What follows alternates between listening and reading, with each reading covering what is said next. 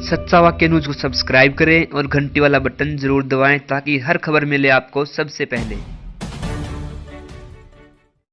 नमस्कार दर्शकों, मैं Sandeep Singh Pakhada, SV news India.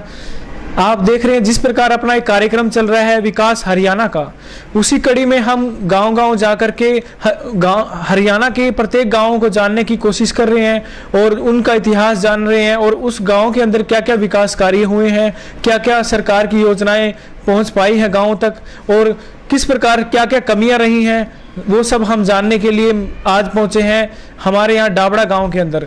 और यहाँ पर हम अभी बातचीत करेंगे डाबड़ा गांव के सरपंच सूर्यदेव जी से। नमस्कार सर, आपका एसवी न्यूज इंडिया में स्वागत है।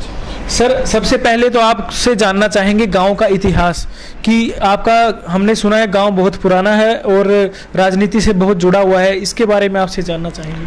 हमारा गाँव जी बहुत पुराना राजनीतिक गाँव है। हमारे गाँव से हरियाणा के जॉइंट पंजाब के टाइम चौधरी रणजीत सिंह मंत्री रहे हैं, उसके बाद में चौधरी हरि सिंह मंत्री रहे हरियाणा सरकार में, चौधरी कमल सिंह जी 3 बार एमएलए रहे हैं और पूर्व बंसीलाल सरकार में पंचायत मंत्री थे, चौधरी पूर्ण सिंह डाबड़ा अभी पीछे एमएलए रहे हैं। इसलिए हमारा राजनीतिक विख्यात गाँव है जी पूरे हरियाणा में। और आपके गांव की आबादी कितनी है और कितने यहाँ पर वोटर हैं? हमारे गांव की आबादी लगभग 5500 के करीब आबादी है जी। और पीछे जो है हमारे 3500 वोट थे, वो लगभग 3500 वोट है गांव में जी। हाँ जी सर, आपसे जानना चाहेंगे कि आपके कार्यकाल में अभी क्या क्या विकास कार्य गाँव के अंदर हुए हैं? हमने जी सबसे पहले सरपंच बनते हुए मैंने गाँव के बीच में जोड़ था जी, उसको हमने गांव के सहयोग से उसकी भर्ती करवा के और गवर्नमेंट ने एक व्यायामशाला की दी थी ग्रांट, उससे हमने बहुत बढ़िया पार्क बनाया जी। गंदा पानी गांव से बाहर निकालने के लिए प्रपोजल भेज रखी है हमने। और सामान्य चौपाल है जी, वो पुरानी टाइम की लगभग 100-125 साल पुरानी, उसको रेनोवेट करे हैं। और गाँव में चंदा इकट्ठा करके हमने मंदिर का भी सुधारीकरण किया है। 80% लगभग गलियाँ पक्की हो चुकी है गाँव में जी। अभी पशु अस्पताल सीएम हाउस में हमारे गांव में पशु अस्पताल आया है। खेल ग्राउंड तैयार कराया जी अभी। पंचायती भूमि लगभग 10 से 15 एकड़ हमने अब ठीक करी है। जिस टाइम मैं सरपंच बना था उस टाइम हमारी पंचायत की इनकम होती है वो लगभग 5.5 लाख रुपए थी जी। तो आज बढ़कर 16.5 है और अगली 2020 तक लगभग 20 लाख रुपए गांव की पंचायत की आमदनी हो जाएगी जी। और स्कूल है जी अपना, स्कूल की हमने 4 दीवारी निकलवाई सीनियर सेकेंडरी स्कूल की, और अंदर भी रिपेयर सुधारीकरण किया जी, काफ़ी सुधारीकरण किया जी। बहुत बढ़िया। तो इन्होंने अभी बताया क्या क्या विकास कार्य इन्होंने करवाए हैं, चाहे पानी की समस्या हो, चाहे जोहड़ की हो, चाहे और भी जो सड़कों की हो, सभी पे ये काम कर रहे हैं। सर, आपसे जानना चाहेंगे कि शिक्षा को लेकर के आप किस प्रकार से प्रोत्साहन दे रहे हैं विद्यार्थियों को और किस प्रकार शिक्षा क्षेत्र को बढ़ावा दे रहे हैं? शिक्षा को लेकर जी हम बाहर स्कूल में जाते रहते हैं। वैसे तो हमारे प्राइवेट स्कूल ज़्यादा खुले हुए हैं गाँव में, बच्चे कम हैं गवर्नमेंट स्कूल में, लेकिन जो भी प्रिंसिपल मैडम जब भी कहती है हम जाते हैं, समझाते हैं जी। और जो मेरिट आए हैं उनको पंचायत की तरफ से हमने इनाम भी दिया है। 15 अगस्त 26 जनवरी को सम्मानित करते हैं जी बच्चों को। इसलिए पहले से काफ़ी सुधार हुआ है जी शिक्षा के क्षेत्र में। कंप्यूटर आज के समय की ज़रूरत हो गया है, तो कंप्यूटर और लाइब्रेरी का किस प्रकार से आप इस्तेमाल कर रहे हैं या नहीं कर पा रहे हैं? कंप्यूटर सेंटर है जी, स्कूल में बच्चे करते हैं इस्तेमाल। अब तो हमारे गांव में साइंस के भी रूम बने थे, साइंस के भी बच्चे पढ़ने लगे हैं जी। पहले से मतलब बढ़े हैं जी बच्चे गवर्नमेंट स्कूल में। जी, बहुत बढ़िया। यानी कहीं ना कहीं शिक्षा को काफ़ी बढ़ावा दिया जा रहा है। सर, बात की जाए महिलाओं की और लड़कियों की, जो उनको आगे बढ़ाने के लिए किस प्रकार से आप क्या काम कर रहे हैं?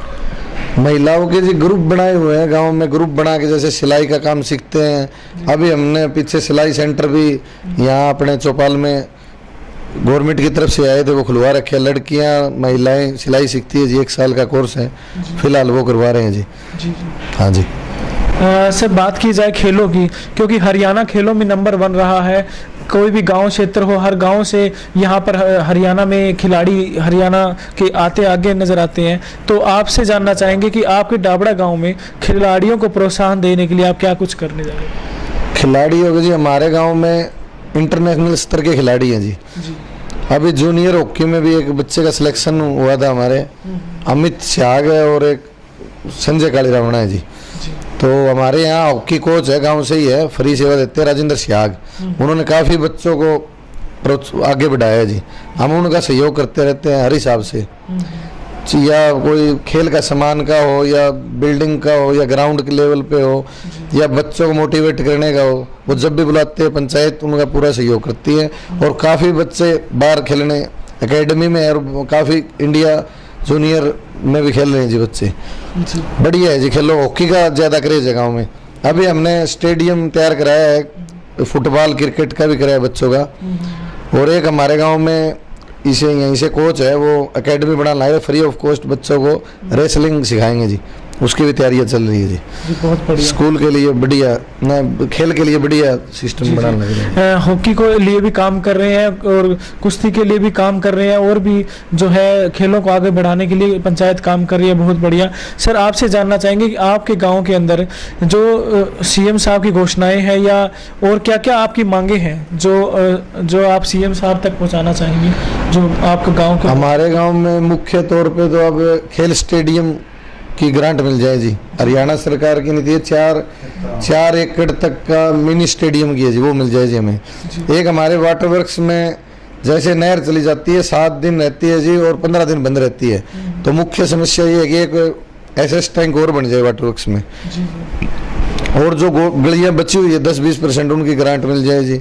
और 4 चौपाले गाँव में जी, उनका 2 का तो काम अधूरा है, 2 पुरानी है, उनकी रिपेयर हो जाए। तो हमारी मुख्य मांग यही है जी।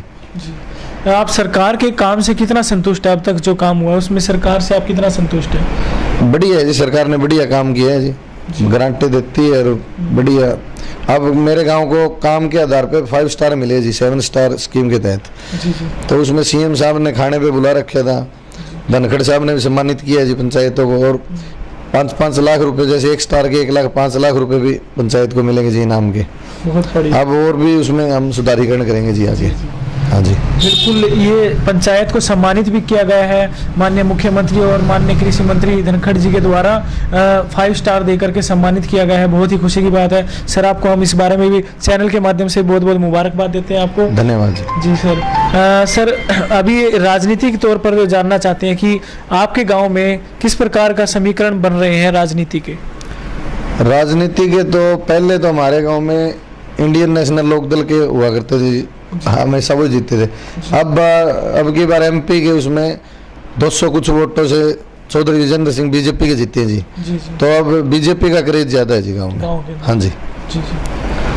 ठीक है सर। हमने एक गांव में जी पंचायती तौर पे कब्जे उठवाए हैं। जैसे हमारे गांव में 80% पंचायत की जमीन पे जो कब्जे थे वो खाली हो चुके हैं जी, और अब जो 20% है वो करना करें। उस पे हमने कोई कानूनी हिसाब से नहीं किया जी। गांव में पंचायत इकट्ठी भाईचारा से सारे खाली कर रहे हैं जी पंचायती जमीन के कब्जे।